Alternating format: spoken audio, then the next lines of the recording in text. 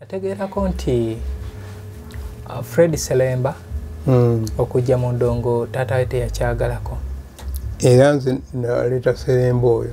Mbuulira ku lutalo lwali lutya nga Christopher Sebadduka akukyayo olw'okukwata omwana w'omutwale mu ndongo. Yankyawa naye ate nga Sebadduka nange namunyiigiramu okugaana omwana okuyimba ate ng'omwana oyo teyamuweerera bulungi ku ssomero.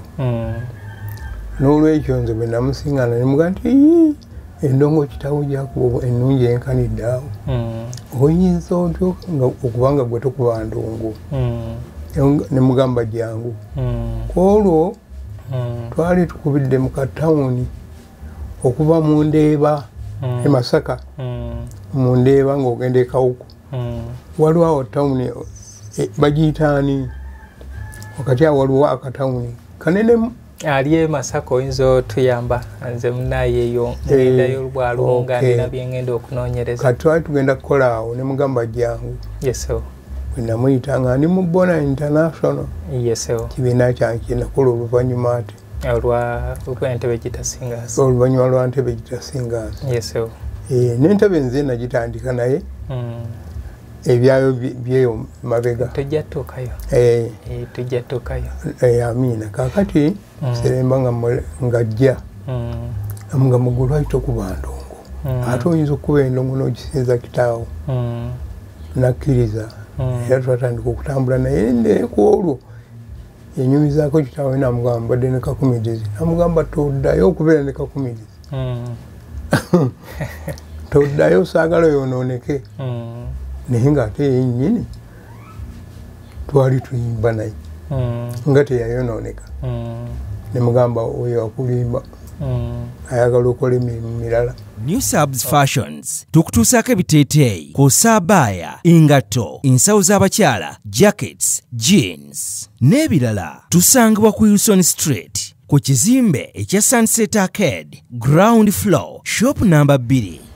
Okay, omulungi nkwebaza nate okubanga okyangoberera. Nze Muzungu David wa Muzungu David Kadongo Kamu Music Analyst.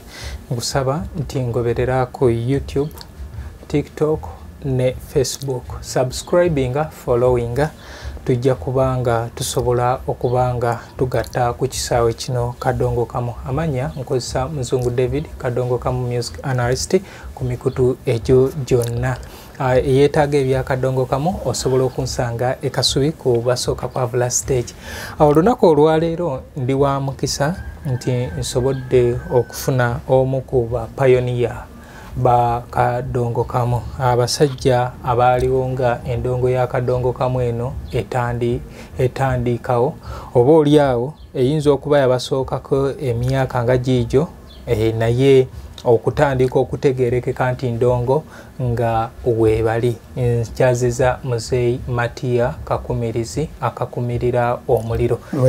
Sebo nsanyusa okukulaba. Amiina nange bwe ntyo.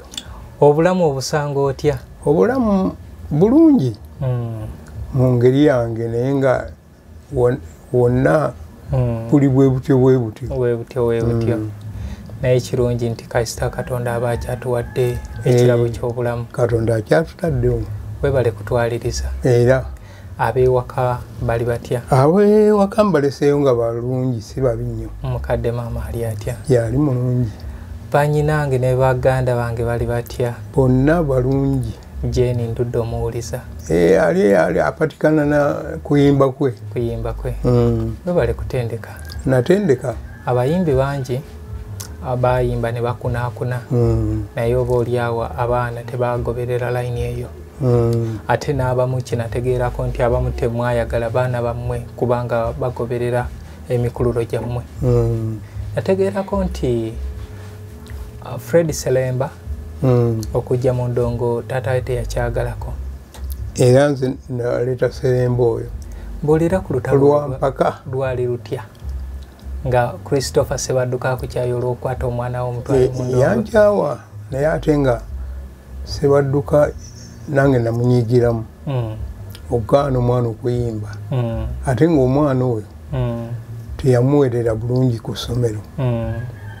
N'olwekyo nze bwe namusiŋŋaana ne mugamba nti endongo kitawo gyakuba ennungi enkanidde awo oyinza otyo okubanga gwe tokuba ndongo ne mugamba jangu kwolwo twali tukubidde mu katawuni okuva mu Ndeeba e Masaka mu Ndeeba ng'ogenda e Kawuku waliwo awo tawuni bagiyitaani wakati awo waliwo akatawuni kanenemu ali e Masaka oyinza otuyamba nze munaye eyo ngendayo lwalunga nina byengenda okunoonyereza kati twali tugenda kukola awo ne mugamba jangu yeso namuyita nga ndi mu Bona International yeso kibiina kyange nakola oluvannyuma ate olw'entebe gitasingaasi oluvannyuma lwa ntebe gitasingaasi yeso n'entebe nze nagitandika naye ebyayo byeyo mabega tujja tuukayo tujja tuukayo amiina kaakati seremba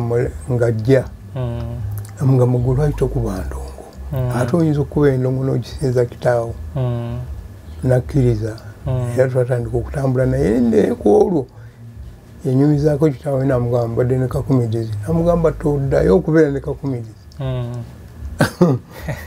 toddayo saagala yonooneke naye ng'ate yennyini twali tuyimba naye nga teyayonooneka ne mugamba oyo akulimba ayagala okola emirimu mirala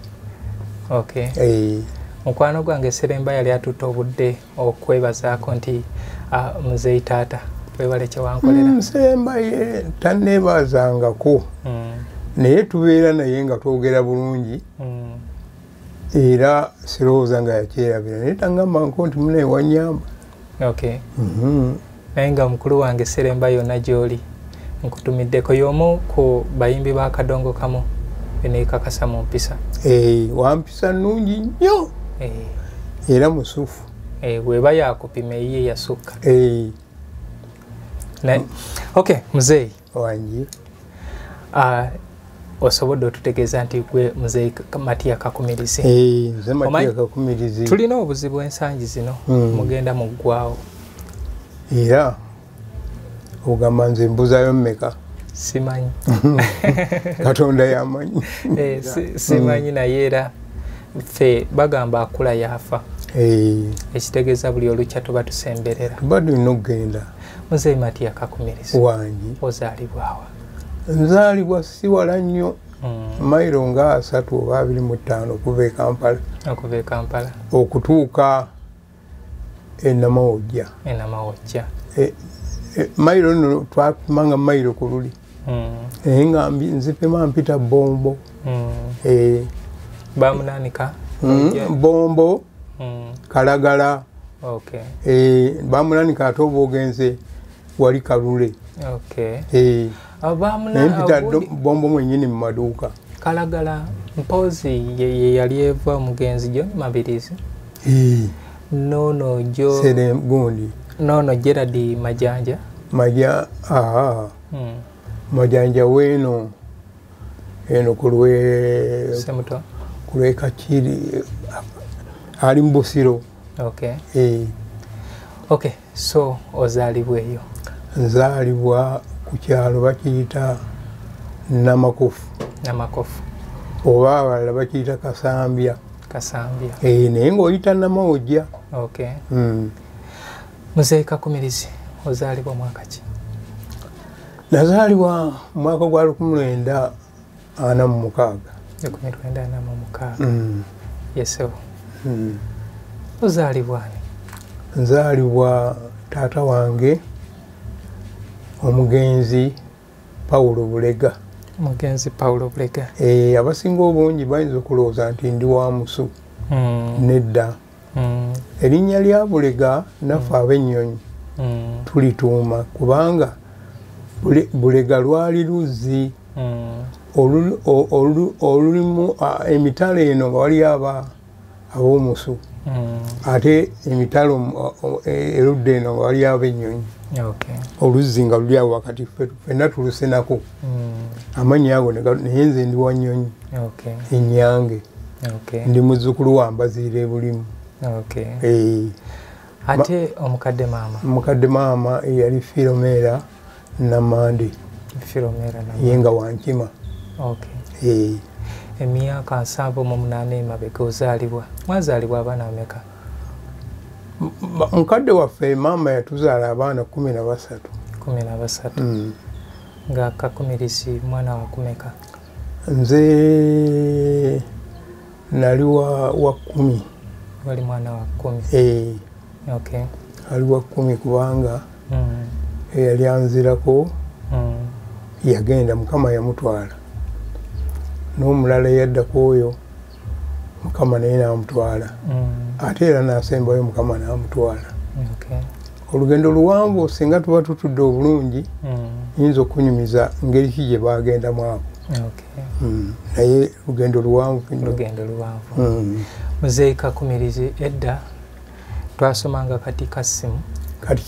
katikisimu ne misoso emirala awo egyasookera ddala. Egyo toyogera. Nasoma egyo nenkunakuna emyaka egi. Emyaka 2. Omugigi omuto n'omukulu mwaka. N'omugigi omukulu nawo mwaka. Okay. Kati wovaawo obulamu bwaffe buno obw'okusoma? We nasomera omugigi bayitawo Mulaje Parish. Mulaje Parish. Oyita ba munani. So nno nayitayo nali ngenda wa George Sebowa Mugonza.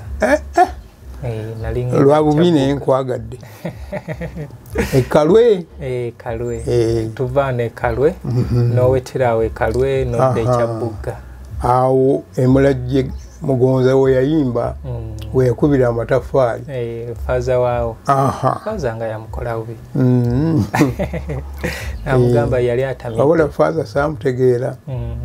Kubanga Mugonza we musinga obukulu.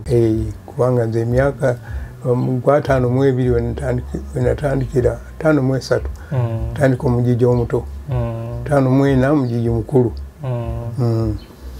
George Mugonza. Yali musajja mudama wakimanya? Byonna nga mbimanyi. Oboth. Ye Sebowa Oboth. George Sebowa Oboth. Wayingira endongo n'afuna erya Mugonza. Naye nga toyinza kumumanya. Anti wano twayanirizanga nnyo abantu Uganda eyaniriza n'okutuusa kaakati. Naye simanyi wa maaso eyo munaasigalanga abanaabeerawo bajja sigalanga baaniriza kubanga abagenyi tulabika tutandise osiiwuka empisa. Abagenyi basiiwuusa empisa teri ntuufu era olaba nina oluyimba ndwerabiddeyo bwolulina simanyi. Lugamba lutya? Ekikutta obudde olulina ndulina ojja kuluteekako olwo. Naluyimba lwa nsonga eyo abaana engeri gye baayonoonebwa mu mwaka gwa 1967 awo watandikira enjaga omwaka ogwo. Lujja kubabuulira abantu.